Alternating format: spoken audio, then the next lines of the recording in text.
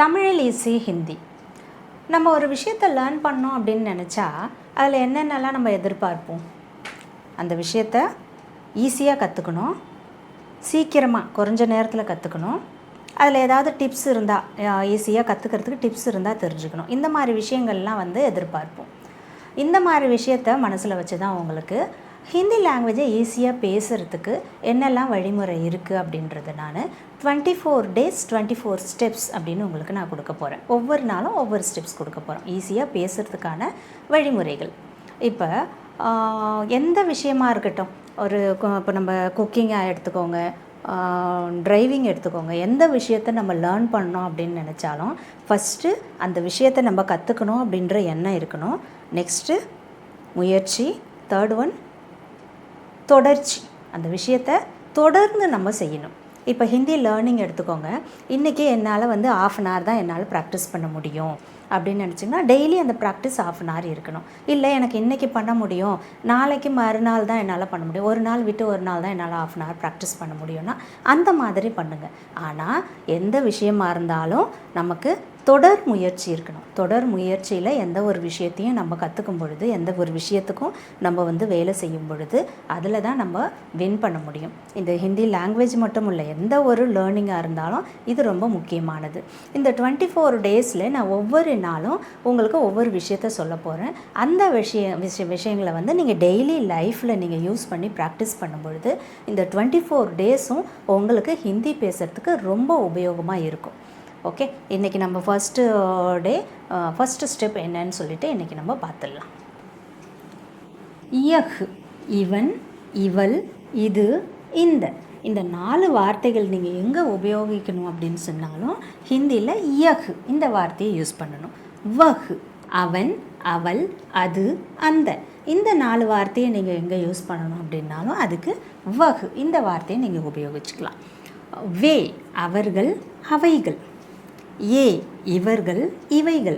இப்போ வஹோட ப்ளூரல் தான் வே, யஹோட ப்ளூரல் தான் ஏ. ஹை, இருக்கிறான், இருக்கிறாள், இருக்கிறது. ஹைன், இருக்கின்றன, இருக்கிறீர்கள், இருக்கிறோம். இது சிங்குலராக இருக்கும் பொழுது நீங்கள் யூஸ் பண்ணணும். இது ப்ளூரல் சென்டென்ஸ்க்கு இதை யூஸ் பண்ணணும். எங்கெல்லாம் வே யூஸ் பண்ணுறீங்களோ அங்கெல்லாம் இந்த வார்த்தை ஹேன் யூஸ் பண்ணணும். எங்கே யஹ் வஹ் யூஸ் பண்ணுறீங்களோ அந்த இடத்துல நீங்கள் ஹேன் இந்த வார்த்தையை யூஸ் பண்ணணும். இதோட எக்ஸாம்பிள் சென்டென்ஸ் இப்போ பார்க்கும்பொழுது உங்களுக்கு இன்னும் ஈஸியாக புரிஞ்சிடும். வாங்க எக்ஸாம்பிள் சென்டென்ஸ் பார்த்துடலாம். யஹ் மேரி கிதாப் ஹை, இது என்னுடைய புத்தகம். யஹ் விமலா ஹை, இவள் விமலா. யஹ் ராஜு ஹை, இவன் ராஜு. அதுவே வஹு யூஸ் பண்ணிங்கன்னா வஹ் மேரி கிதாப் ஹை, அது என்னுடைய புத்தகம். வஹ் விமலா ஹை, அவள் விமலா. வஹ் ராஜு ஹை, அவன் ராஜு.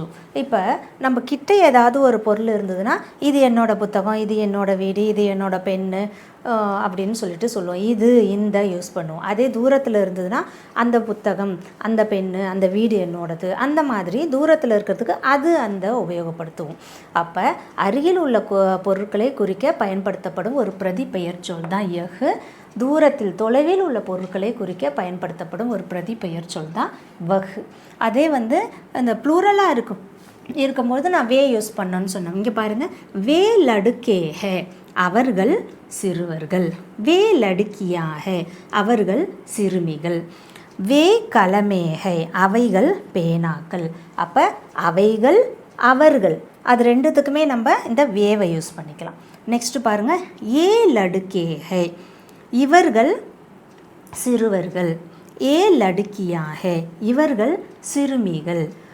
ஏ கலமே ஹே, இவைகள் பேனாக்கள். அப்போ இவைகள், இவர்கள், இந்த 2 வார்த்தைக்கும் நீங்கள் ஏ இந்த வார்த்தையை உபயோகப்படுத்திக்கலாம். நெக்ஸ்ட் பாருங்கள், ஏ லடுக்கியா கோன் ஹே, இந்த சிறுமிகள் யார்? ஓ லடுக்கியா கோன் ஹே, அந்த சிறுமிகள் யார்? அப்போ இதில் உங்களுக்கு என்னன்னு பார்த்தீங்கன்னா இந்த ஏ லடுக்கியான்றது உங்களுக்கு புரிஞ்சிருக்கும். ஆனால் இந்த ஓன்றது உங்களுக்கு கன்ஃபியூஷன் வரும். இது எங்கே யூஸ் பண்ணுவாங்க இந்த வார்த்தையை அப்படின்னு பார்த்தீங்கன்னா அந்த வஹ் வே இந்த 2 வார்த்தைக்கும் பொதுவாக ஸ்போக்கனில் இந்த ஓன்ற வார்த்தையை பயன்படுத்தலாம். ஓ லடுக்கியா கோன் ஹே, ஓ கர் கிஸ்கா ஹே, அந்த வீடு யாரோடது, ஓ கோன் ஹே, அவங்க யார் அப்படின்ற போது நீங்கள் இந்த வகு இந்த வகுக்கும் இந்த வேக்கும் இந்த 2 வார்த்தைக்கும் சிங்குலராக இருந்தாலும் சரி ப்ளூரலாக இருந்தாலும் நீங்கள் ஸ்போக்கனில் இந்த ஓன்ற வார்த்தையை நீங்கள் உபயோகப்படுத்திக்கலாம். இப்போ ஃபர்ஸ்ட் ஸ்டெப்பாக நீங்கள் என்ன பண்ண போகிறீங்க, யஹு வஹு வே ஏ இந்த வார்த்தையில் யூஸ் பண்ணி சென்டென்ஸ் மேக் பண்ணி நீங்கள் ப்ராக்டிஸ் பண்ணுங்கள்.